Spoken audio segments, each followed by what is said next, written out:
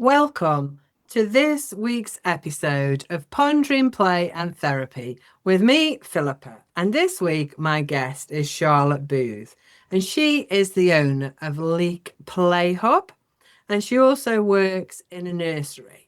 However, before that, Charlotte was a senior lecturer at the Manchester Metropolitan University and has recently moved from there into playing with little ones. And it's a huge kind of reversal, really, from adults being the program director into crawling around the floor playing with little tiny ones. What was going on there? I had done 10 years at Manchester Met University as a senior lecturer. I had taught the early years groups and Key Stage 1 and Key Stage 2 groups of students who wanted to become teachers. Prior to that, I was a qualified teacher. I was a primary school and early years teacher in Staffordshire and Cheshire schools before I moved to Manchester Met. And it was really my post-grad journey of study that took me to lecturing. So I followed on from my BA primary, which was 4 years, graduated as a qualified teacher, got my own position, class, a year 3-4 class. But then I carried on doing a master's in teaching part-time and then carried on to doing a doctorate as well. So it was just natural progression for me at that point to go into initial teacher education. And after 10 long years and teaching a lot of student teachers and visiting a lot of schools on teaching experience, I decided I was at a point in my life where I wanted to return back to the classroom. I think it's really important when you are in initial teacher education that you remain grounded in what's happening in the classroom context, because how can you teach people to become teachers if you've not been in the classroom recently yourself? So, yeah, I just found that my heart wanted to go back into school for a little bit. And I'm not saying that I won't return to initial teacher education because I loved it for the 10 years I was at the university. It was a really lovely job, being able to aspire and inspire teachers of the future. But I wanted to get back in the classroom and have a little bit more of a direct impact. Do you think teaching has changed during the period that you were lecturing? Yeah. Inevitably, it's going to change because of the political landscape and obviously the changes that have been going on in the big stakeholders in education, such as Ofsted, which then has an impact on school priorities and filters down into classrooms.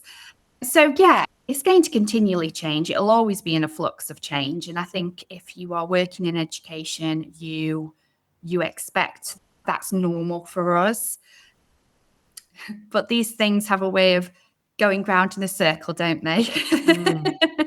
Yeah. You know, I'm sure what I was doing when I was a newly qualified teacher will come back and we'll be doing it in the classroom in another 5 years. So those parts, because I guess over my period of the last kind of 7-8 months of interviewing people who are all passionate about play and children in a variety of settings, I think one of the things that I have picked up and I'm really interested in is that things are more structured and there's less free play or free time, and that there is a structured approach to learning that doesn't necessarily include the wider let's see what happens. It's almost we need to do it in this way.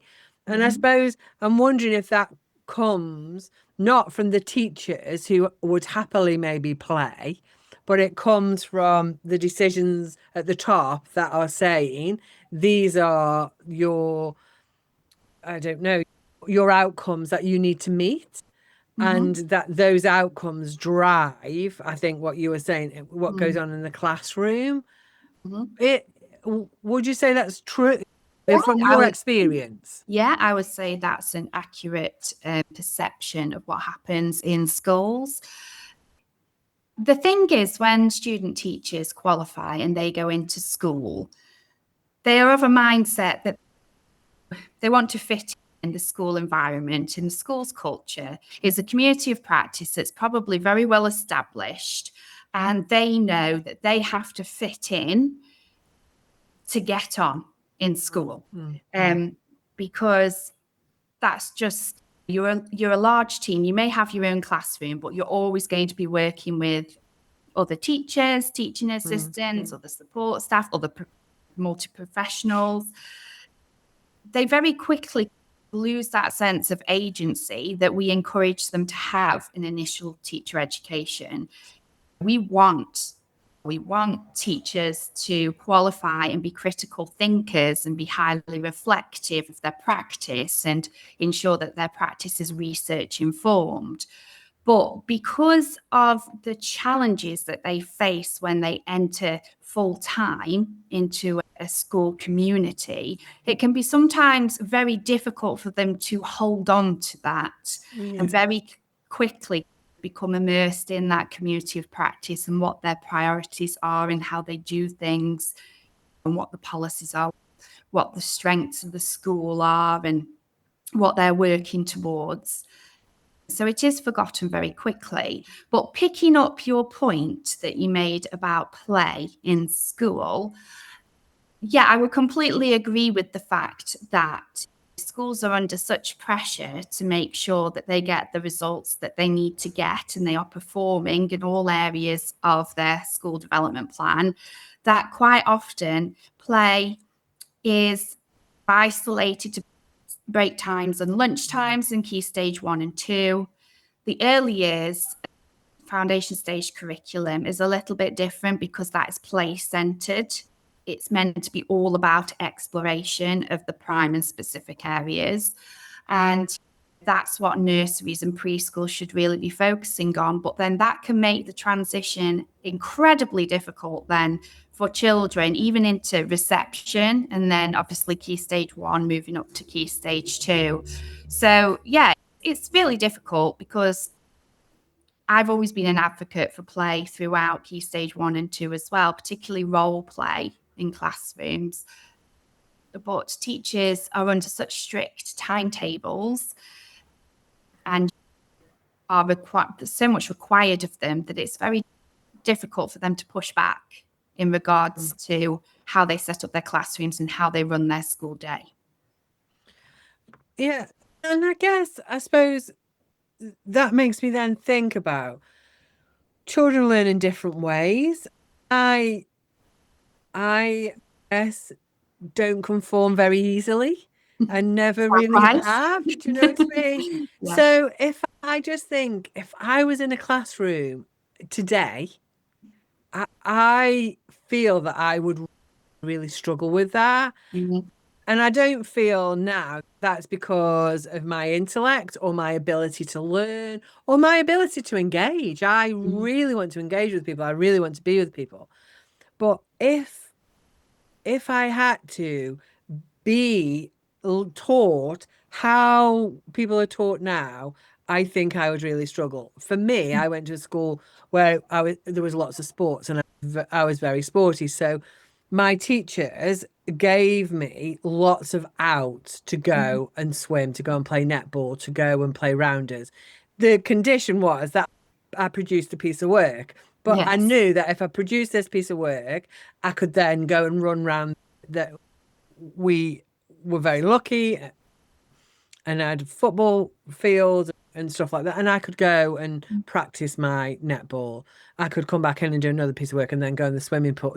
There was ways that harnessed my learning. We actually changed schools when I was 13 for my last 2 years of school, and they didn't have any sports, and I didn't go to school. And I suppose what I feel or see now from children I work with is there is a lot less of that ability to help people learn in different ways, children learn in different ways. And I don't know if I'm being unfair. You know, what's your experience of that? Yeah, I would agree with that. I think teachers, particularly in primary school, are very creative in the way that they go about designing their lessons, their pedagogical approach to their teaching. And I think we certainly do it at the university. We encourage the student teachers to think about the different ways in which children learn and how we can ensure that all the lessons that we plan to teach cater for those different ways of learning. And teachers can be very creative in terms of how then they deliver the outcomes that they need to deliver within the constraints of the school day.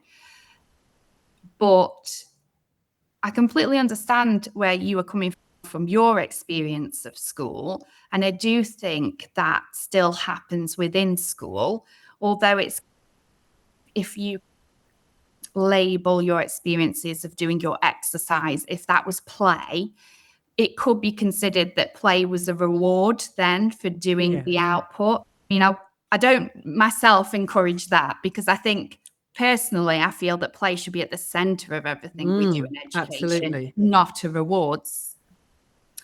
But yeah, I can see why teachers would use those ways of engaging with children, perhaps who find it challenging to learn in a conventional way. As a teacher, though, I completely get your perspective about me going back into school and kind of working within an environment that I've been out of for a decade. And actually, rather like yourself, I do struggle to conform with things I don't philosophically, ideologically agree with. And I've had that freedom within the university to explore my ideals, my beliefs, my views, research elements of education that I want to. There is that kind of sense of a freedom to really get to grips with what I believe in. It's been surprisingly easy to settle back into nursery. I'm actually a teaching assistant in the nursery class, and the teacher, the lead within that classroom, is a higher level teaching assistant. So I'm a qualified teacher that is teaching assistant at the moment. And I purposely chose that role because I wanted to challenge myself in terms of going back into the classroom and being able to do that role. It's a challenge for me. The role itself, what I have to do as a teaching assistant, is very easy to me because I've come from the background that I've come from. I know exactly what I'm doing. I don't need any support from anybody. I can just be asked to teach something and I can teach it. So can you describe what a teaching assistant is? So what do you do as a teaching assistant? The teaching assistant supports the lead of the classroom, whether that's a qualified teacher or in early years, a higher level teaching assistant. So I turn up at 8:45 every day and I leave at 3:15. I have half an hour for lunch. There's nothing additional that I have to do that a qualified teacher or a room lead would do. I literally turn up and wait for instruction. Okay. And what would that be then? What is the role, or what are teaching assistants asked to do? Supporting the pastoral needs of the children, social and emotional needs of the children, working with small groups under the direction of the lead or the teaching practitioner, cleaning the paint pots, doing a display, tidying the classroom, sorting snack out, playing with the children on the playground. So it's anything really that the teaching assistant or the room lead requires of me to enable them to do the role that they're there to do as successfully as possible. Yeah, because I guess we often think that teaching assistants just work with the children that are a little bit more fizzy or a little bit more bouncy and kind of need that little bit extra support to maybe access the room or the learning. I guess that's part of the role, but you're saying actually it's more than that. You have different types of teaching assistants in school. So a general teaching assistant is usually funded by the school itself, and is there to do all of those general broader roles. Whereas the kind of teaching assistant that you're referring to is a one-to-one support or small group support. Okay. Usually there will be a pot of funding specifically to help children with specific needs. Okay. So there's a slight difference. And they might do some of the general tasks that I've also described as a teaching assistant generally, but it's just where that funding comes from and how it's used that will be different. Okay. And if there's a pot of funding, that then means that the teaching assistant, where the funding is paying for their role, because it could be male or female, that they then are almost ring fence. So if it's to work with me because I'm a bit fizzy, Yes. then really they would primarily work with me. That might be in a group. Yes. That there might be 3 or 4 other children but they would be primarily supporting me to be able to access that group or access that play or access that learning. Yeah. Exactly. Whereas your role is paid for by the school, so you are available to any child or any task that is needed of you within the classroom. Exactly. We do in early years have specific ratios because the children are very young. So I am like a key worker for a group of children. So I do have a regular group that I am responsible for the outcomes of their learning, but I am available to everybody all the time in any case. Okay. And have you, I suppose, one of the things I also wonder is, do you think plays changed? Or maybe that's not the right question. I think I might be asking the wrong question. I wonder if children coming into nursery, if where they're accessing play is different than it was 10 years ago. And Absolutely. okay. Can you explain a little bit about that? I'm sure many people have said to you about the impact of screens. Yeah, that's where I was going without actually going there. I just didn't want to leave. I didn't want to close the question, but yeah. Yeah, there is no doubt that technology has had a massive impact on the way in which families engage with each other in the home. And when you work in nursery, many children have never been to any other provision. They've been at home with mum and dad or with other family members until they come into nursery at 2 years old, or even younger in some provisions. It can be quite challenging to begin with, and we'll have this in September, in terms of reintroducing children into play in a nursery context. I think you're completely right. Things have changed. I also think things have changed within nursery and early years settings in terms of our environments as well.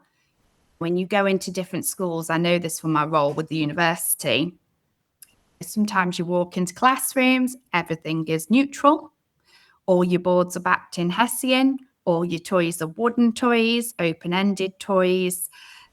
And then you'll go into another school and everything's brightly coloured, lots of glitter, lots of decoration all around you. There'll be a mixture of plastic toys, closed activities. There's lots of nuances between all of the different nursery settings. I suppose I was reading, I'll come back to that if you don't mind, and ask your view about that really. But one of the things that I was reading, just going back to screens, was it was only a small research that I'd done, and some nursery teachers had been saying that actually they've had children coming into their class who have been playing with screens for the majority of their kind of play, and that they are either speaking in Americanisms. So like trash can and I Mhm. guess things like that. And also some where their sensory development hasn't, their actual physical development hasn't developed in the way that it should, and they like really get tired climbing upstairs or playing because they actually haven't had that physical activity. They've just been sitting playing on screens. Have you experienced any those kind of Yeah, absolutely. Yeah, I would say so. Concentration levels can be a challenge building focus for children when they initially come into an educational setting.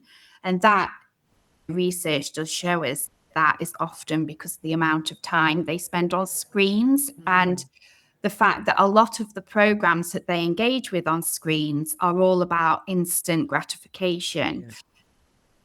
There's always going to be a reward at the end of whatever they're doing on the screen.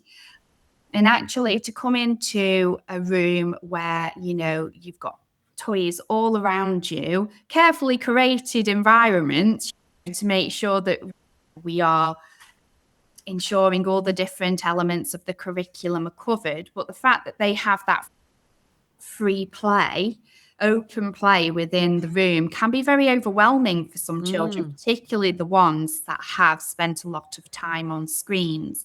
Language, definitely. It's had such an impact, even from back in COVID. We're still feeling the impact of language development issues, even now, as children come through, because they just fundamentally changed what family life was like at home. Yeah. So, yes, communication and language is a big factor. In terms of your gross and fine motor skills, I wouldn't say I've experienced anyone having issues with physical development, so your gross motor skills, quite as much because of screen time. I can't say that I have seen that, but I can see how that would happen. Yeah, yeah.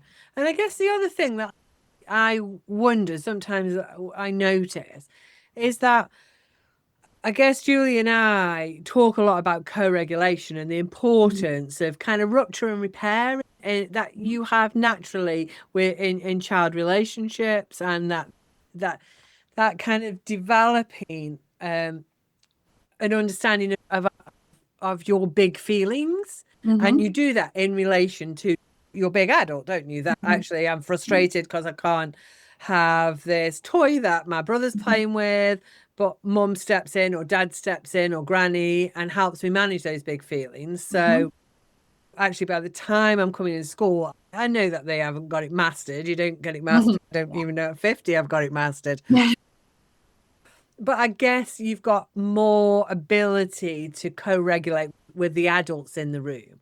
But I suppose this is something for me particularly, is that what is the screen becomes the co-regulating factor, is that when you have got a big feeling, you access a screen and then that calms you down.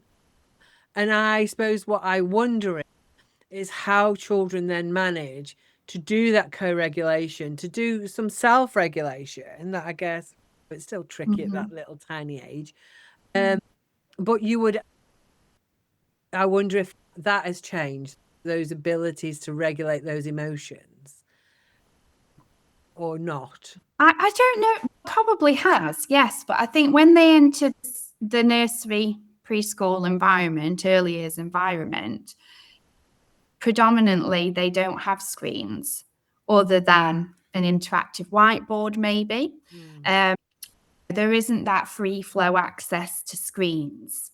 No, I suppose what I was meaning is if they haven't experienced co-regulation at home, and the screens have been the things that have helped them to manage those big feelings, when they come into nursery and it isn't available, how they manage to act. Do you know what I mean? Yeah, I think that's the same with any child that comes into nursery, though. Yeah. You know, you're in a new environment with new adults. Yeah. So all of them have got to start from scratch, so to speak. New expectations, routines, ways of doing things. For us as adults, in terms of regulation, it's all about modeling we model to the children how to regulate their emotions, how to communicate their emotions, even if they're nonverbal. And quite often, early years environments, you do get a lot of mixed age classes. So, you'll have 2 to 4 year olds all together. So you have basically 2 cohorts together. However, they're divided up. You would hope that your older children would then model to your younger children as they come through. And it does work very effectively. But I think with children, any kind of change of environment is an opportunity to reset, even for those who predominantly have regulated with the screens. Yeah, yeah. And when you talked about nursery and the different environments, like that some are quite neutral and some are quite sparkly and bright, does that make a difference, or? Some people believe it makes a difference. There's a raft of research that says it does make a difference, but for me, I think I don't really give much thought to it, and maybe that is the wrong thing to say, but I feel as a classroom teacher that my classroom should represent who I am as a teacher and the way in which I teach my class, and that they should feel that they've got ownership over the environment as much as I have. So if they want to stick something brightly coloured on the wall that they've made, for me, they can do that. If they want to hang things from the ceiling, they can do that. And we follow the children's interests as well in early years. That's fundamental to our planning. If a couple of the children are showing a particular interest in dinosaurs, for example, it's our responsibility to follow through with that and help them explore, give them those invitations to play and play enhancements that they need to have to develop that line of thought. So yeah, that's just my approach in a classroom. The requirements for classroom to look the same, for example, the Hessian example and the beige and the very natural materials used, tend to go throughout the school, which surprises me because early years pedagogy is very different than Key Stage 2. So can you Why you would have a similar environment, I'm not sure. You've mentioned pedagogy a couple of times. So can you tell us what that is? What does that mean? Pedagogy is practice. So it's how we do things, how we teach children, the choices that we make to deliver whatever the knowledge is that we want to deliver, or encourage them to explore. Yeah. Okay. So what you're saying is teaching practice. Yes. Because there is a big thing about pedagogy, isn't there? I guess in social work, there's a theme of that. So pedagogy in teaching would be about the teacher and about their practice. For social work, it would be about social worker and their practice. I guess you can have it in different areas. Yeah. Okay. Yeah. Okay. So when you're saying if it's neutral all the way through the school, what you're saying is actually that the practice is different in or need. The way in which we'll go about teaching a Key Stage 2 curriculum most likely is going to be very different to the way the nursery in that school teaches their curriculum. So I always wonder, if I was in a school like that, how effective is that way of decorating your environment, considering the actual practice of those two teachers would be entirely different. So for me, I think it's all about the teacher in the classroom, and it's their environment, and it should represent them and their classroom community that they built. Yeah. Okay. And then on top of that, Charlotte, you you do the teaching assistant 2.5 days, is that right? Yes. And then 2.5 days you have set up a play hub. I have, in Leek, Staffordshire. The Play Hub has actually been running 7 days a week, so it runs without me here as well. I have various different play leaders that work on different rota shifts. They tend to be people who have experience working with children or aspirations to go into working with children. That's really important to me. And so, yeah, when I'm not here, they do an absolutely fantastic job of doing what needs to be done when I'm not here. But the Play Hub has really been designed as an environment in which adults and children can come and play together, and that it encourages that early sense of communication, language, and literacy. So parents, grandparents, foster carers, whoever it may be, brings the child and stays with the child within that time slot. But I feel that we are a little bit different to other offerings, for example, soft play, or there are other kind of role play villages out there. I feel that we are different because we do offer quite a vast array of different toys. All the areas cover the elements of the early years and key stage 1 curriculum. Everything is changed on a weekly or 2-weekly basis.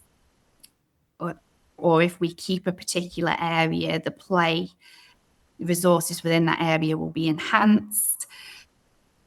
Very much rather like an early years classroom, changes with the interests of the children and the adults that come along. So what made you want to set that up? Because that's a lot of, because you work in Saturdays and Sundays as well. That's a lot of work. Was it that inspired you to do that? I think anyone that works in education usually works in education because it's their passion. They love it. We always give above and beyond, what we perhaps should. It's definitely a vocation. And I don't know, I just felt like there was something missing. There was something missing out of the offering around me. And I've been thinking about it for quite a long time, probably 10 years, to be honest. I always knew I wanted to try and create something that was a little bit different. And the play leaders, aside from doing the usual activities that people do when they work in a business, are also there to model interactions with children within the environment as well. Because quite often when somebody has a baby and they start off on that very exciting journey, lots of mums can be very anxious about how to communicate and engage with their baby and then their toddler. And it's important to me that we are a very accepting community and we all learn from each other. And that's why we do our baby groups as well at the Play Hub, so people can develop friendships and return each week as and when they can and see familiar faces. And the same for the grandparents too. Okay. So those are come along sessions, and the parents, grandparents, whoever their big adult is, stays with them and plays with them. So it's not a drop off and leave. This is about building that connection, building that imaginative play together. And how do you find that? Because again, I wonder if lots of families, I'm making a very generalization here and I apologize, but we have a lot of structured activities that we do with our children, don't we? We take them to scouts, we take them to gymnastics, we take them to art class, but there's not many places where, as a big person, you stay with your child and be, even for little ones, I think now they're taken and they do something and then they're collected again. So I guess that's a different thing. How do you find that?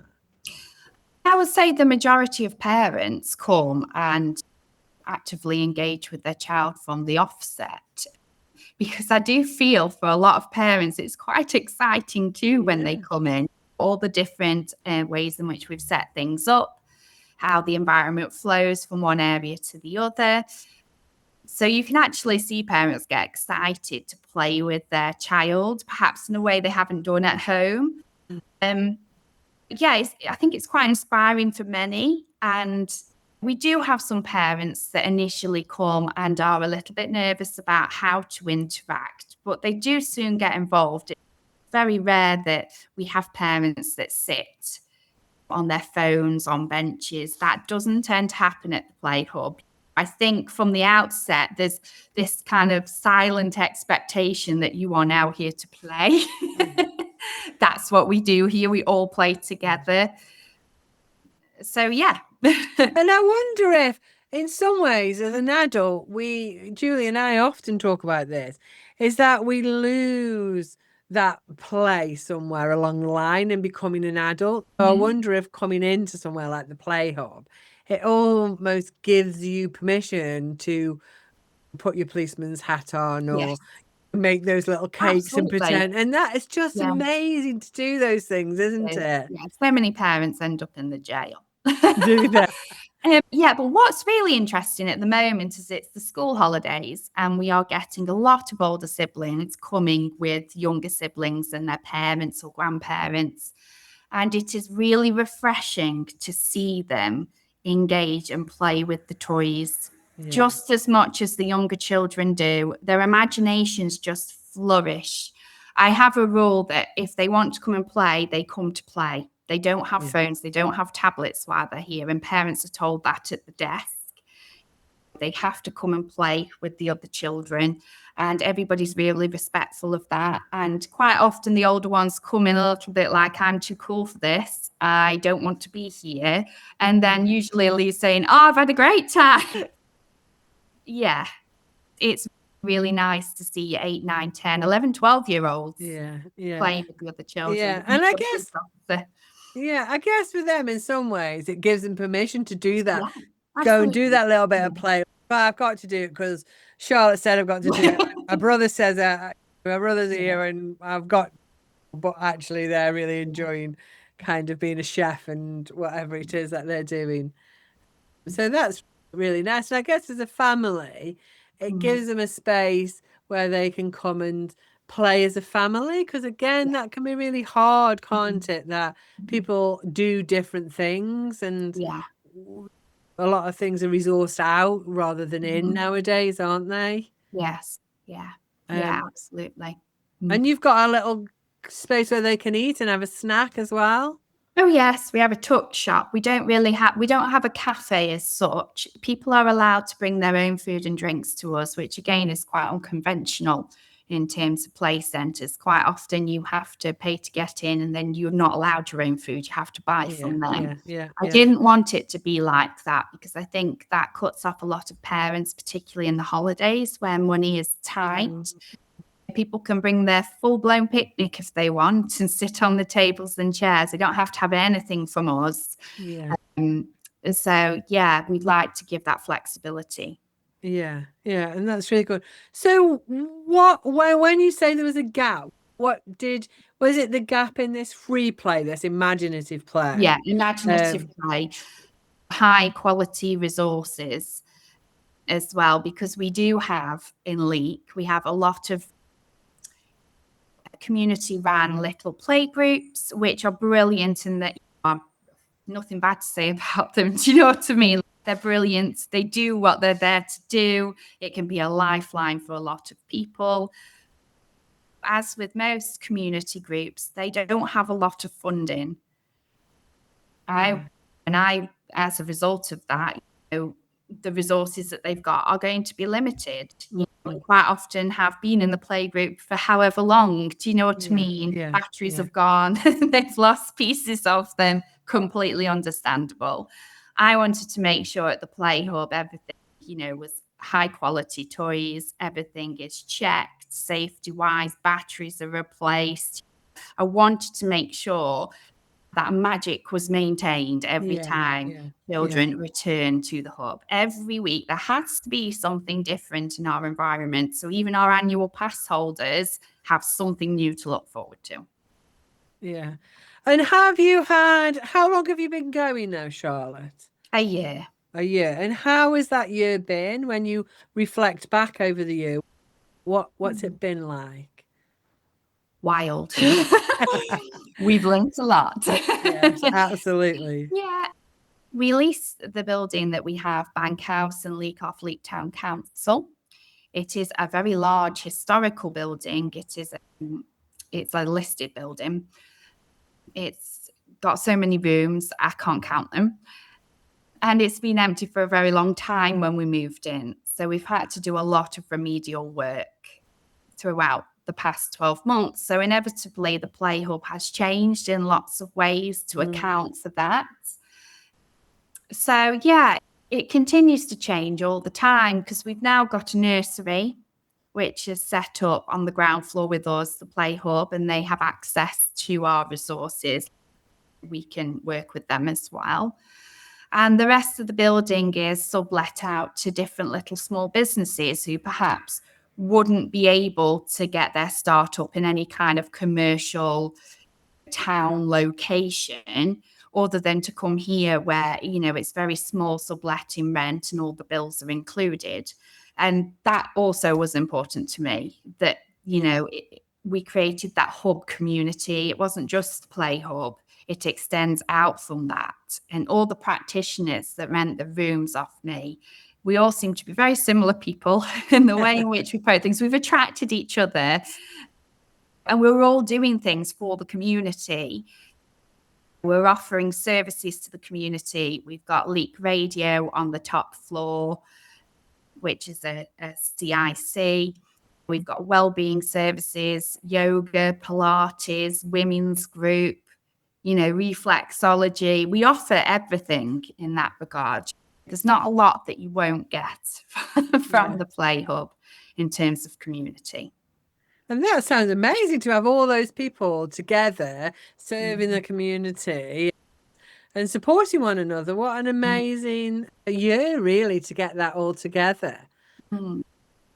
And has the Play Hub grown with children's attendance as they've enjoyed it and shared their experience? I think the challenge with any small business nowadays is getting the word out there, social media presence.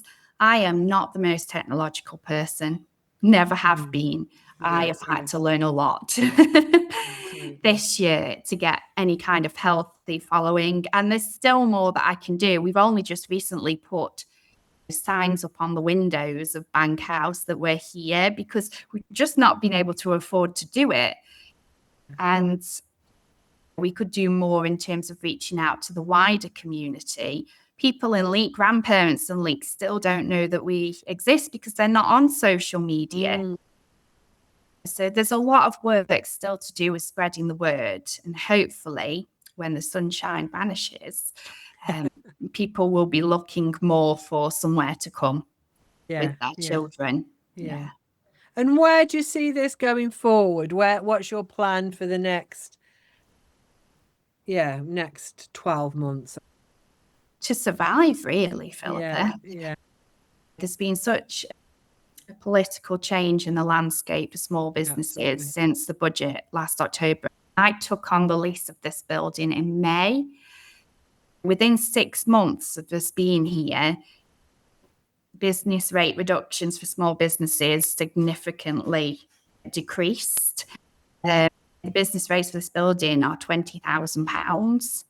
When it went from like a 75% reduction that you could apply for to a 40% reduction. Don't know if that's accurate figures, but it's quite a big chunk. You had national insurance increases to everything, food, utilities, and the national living wage has gone up as well. We've had a lot of change that wasn't in my forecast originally. So my task this year is to keep the Play Hub going. Because I do feel it's creating an impact in the community. And I feel that parents are very verbal about that, very vocal when they come in. The feedback's always so positive. So I think we've just got to keep doing what we're doing and help people to find us. Absolutely. So I will put on the end of this, you've got a Facebook page that I know I follow, and there's some great pictures and that you put on there, all bright and happy and lovely. But I'll put it on the bottom of this. Do you have a website? We do. It's just leekplayhub.co.uk. Okay, I'll put all your bits on there. So if people are listening to this and they're in the kind of Staffordshire Moorlands area, or they're visiting, because we get loads of people where we live, because I live not far from you guys. It's like we've always got visitors coming, haven't we? Yeah. Because we're right by the Peaks, we're right by the Roaches, Buxton, all those places. So if people are coming on holiday and they've got a wet Wednesday afternoon, then and they want somewhere, then maybe the Leek Hub would be, because again, Leek itself has also got some great little cafes and great little community places, hasn't it? So they could combine a visit with the Play Hub and a coffee in the Foxlow, and what a great afternoon that would be, wouldn't it? Yeah, I hope so. Absolutely. Well, thank you so much for your time.